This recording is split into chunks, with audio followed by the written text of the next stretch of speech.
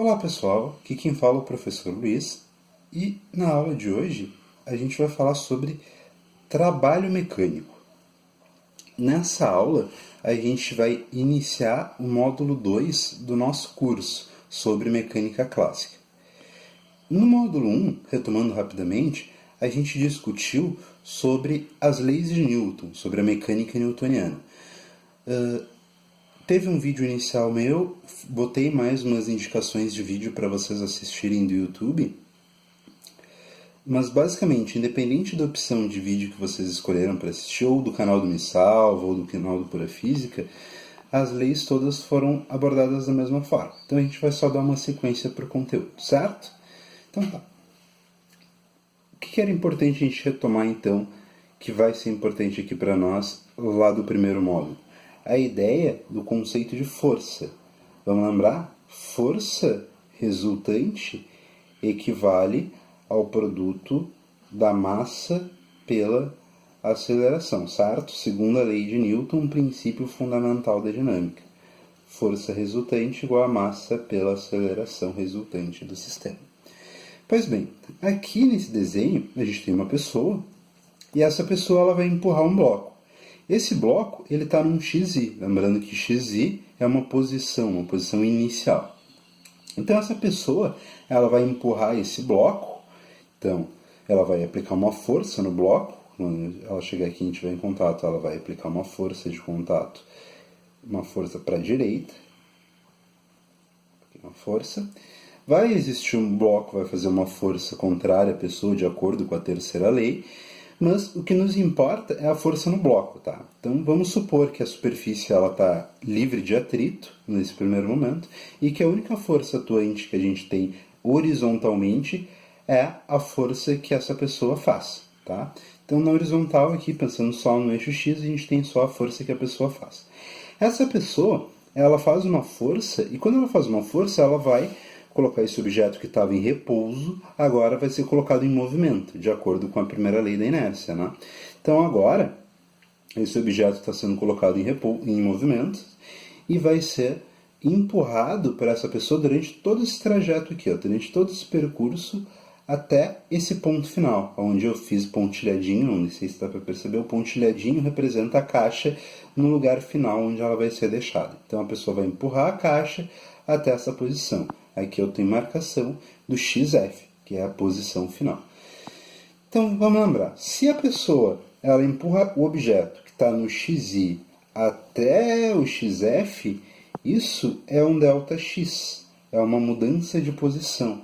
Que lá na parte da cinemática, a gente chama isso de deslocamento, ou vetor deslocamento. Então, a gente pode representar isso, a gente normalmente representa por um D, com uma flechinha em cima, que seria o vetor deslocamento.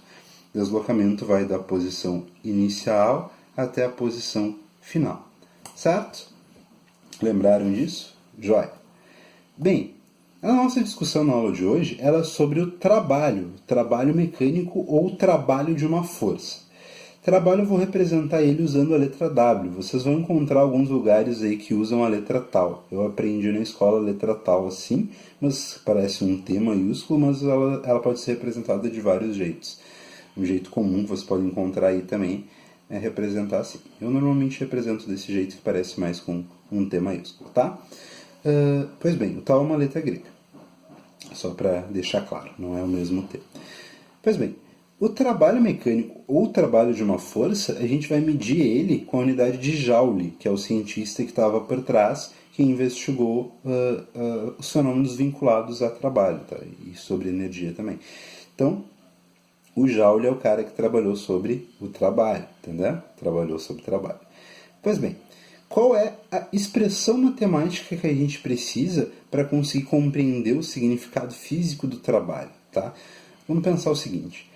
Lá no caso anterior, a gente tinha um bonequinho que fazia uma força e essa força era responsável por promover um deslocamento na caixa de uma posição inicial até uma posição final.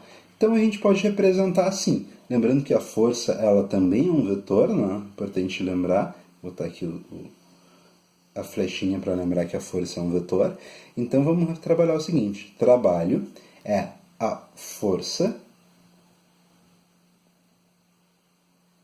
vezes o deslocamento do objeto, no caso da nossa caixa. Então, trabalho é força vezes deslocamento. Só que se a gente prestar atenção, eu não botei a flechinha do vetor no trabalho, apenas na força e no deslocamento. Por quê? Porque aqui eu tenho dois vetores que estão em um produto.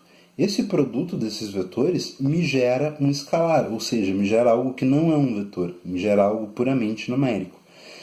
O nome desse produto, entre dois vetores que geram escalar, a gente chama de produto escalar. Eu vou colocar lá no módulo extra um videozinho para quem achar interessante sobre a diferença do produto escalar e do produto vetorial, tá? Mas aqui para nós basta saber que produto entre dois vetores que geram como resposta apenas um número, aí a gente tem então um produto escalar, beleza? Então, só para deixar claro aqui, a gente usa o produto escalar entre dois vetores. Os vetores são o vetor força e o vetor deslocamento. Isso nos dá o trabalho mecânico ou o trabalho realizado por esta força aqui, certo? Pois bem, depois que para quem já teve esse contato maior com o produto escalar, sabe que fica um pouco complicado a gente estar sempre trabalhando com vetores. Então, na matemática, a gente pode reescrever essa expressão da seguinte forma: o módulo, ou seja, o valor numérico do valor do vetor força, vezes o módulo do vetor deslocamento, vezes o cosseno do ângulo entre os vetores força e o vetor deslocamento. Tá? Isso vai ficar mais claro quando a gente fizer o seguinte. Tá? Ó. Imagina que eu tenho três blocos, um bloco A, um bloco B e um bloco C. No bloco A, eu vou fazer uma força para cá, tá? Para a direita. E o deslocamento desse bloco, ele vai ser feito no mesmo sentido, para cá também. O roxinho é o deslocamento e o verdinho indica o sentido do vetor força, tá? Quando eu tenho deslocamento e força, ambos vetores apontando no mesmo sentido, o meu ângulo aqui entre os vetores, como eles estão um perpendicular ao outro, o ângulo θ nessa situação ele vale 0 graus. Logo, se eu for calcular o trabalho na situação em que os dois, a força e o deslocamento, estão para o mesmo lado, eu simplesmente faço o módulo da força vezes o módulo do deslocamento. Ou posso pensar em valores numéricos, força vezes a distância, certo? Bem, se eu tiver numa situação B, a força sendo aplicada, por exemplo, para cá, na diagonal, e tiver o meu vetor deslocamento na horizontal. Nessa situação, eu vou ter entre esses dois vetores um ângulo que vai estar entre 0 e 90 graus. Né? Eu vou dizer que esse ângulo aqui vale, sei lá, vale 45. Não, vou dizer que ele vale 60 graus, tá? Vou dizer que vale 60 graus. Nesse caso, θ, então, é o ângulo que forma entre os vetores, vai ser 60 graus. Lembrando lá da matemática, o cosseno de 60, ele vale 0,5. Então, nesse tipo de problema, eu ia fazer força vezes distância, os módulos dos vetores, vezes 0,5. Certo? Tranquilinho? Então, a gente vai usar a propriedade do cosseno lá da matemática, o cosseno do ângulo, tá? Pessoal que não viu trigonometria ainda, vai ver mais pra frente na escola e sugiro dar uma olhadinha porque não é algo tão complicado, tá?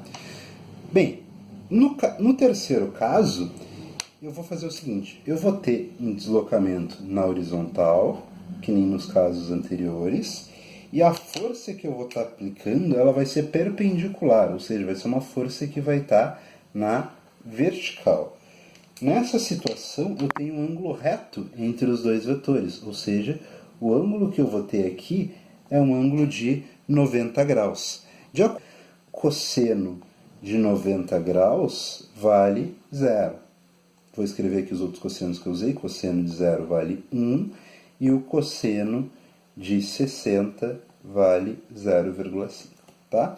Então, esses foram os 3 cossenos que eu usei. No caso do cosseno de 90 que vale 0, meu trabalho vai ficar força vezes distância vezes 0. Quanto que dá qualquer coisa vezes 0? Hein? Dá 0, certo? Então, escrevendo aqui embaixo de novo para ficar bem organizadinho. No caso em que eu tenho força e deslocamento apontando no mesmo sentido, uma paralela à outra, nesse caso o meu trabalho ele vai ser máximo, ou seja, eu vou ter a força vezes a distância integralmente. No caso em que eu tenho um valor que está entre θ maior do que 0 e menor do que 90, o que vai ter nessa situação? Nessa situação eu vou ter um trabalho que vai ser um valor entre 0, meu trabalho ele vai ser maior do que 0, e menor do que força vezes a distância, certo? Então vai ser um número que vai ser sempre menor que a força vezes a distância e maior que 0. E na situação em que está perpendicular os vetores força